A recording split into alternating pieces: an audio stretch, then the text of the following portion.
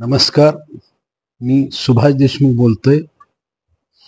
या वर्षीच्या अर्थसंकल्पामध्ये माननीय मुख्यमंत्री एकनाथराव शिंदे, माननीय उपमुख्यमंत्री देवेंद्र फडणवीस, माननीय उपमुख्यमंत्री अजित पवार यांनी महिलांच्यासाठी विशेष कार्यक्रम राबवण्याचा प्रयत्न केलेला आहे।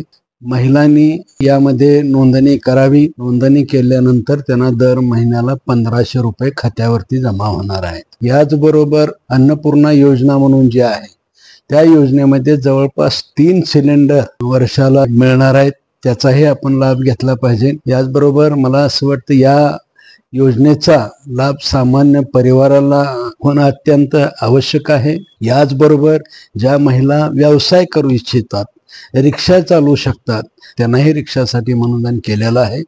यावर्षी खूप मोठ्या योजना महिलांसाठी, यापूर्वीच्या बस सेवेमध्ये जे सवलत आहे तीही सवलत चालूच राहणार आहे।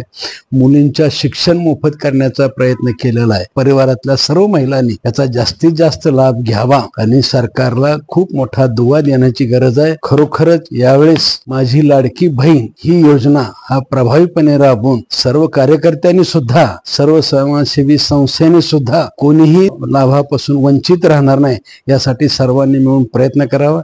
यासाठी माझंही कार्यालय तत्परतेने काम करत आहे। फाउंडेशनचे स्वयंसेवक सर्व ठिकाणी घरोघरी जाऊन त्यांचा सुद्धा फॉर्म भरून घेणार आहेत।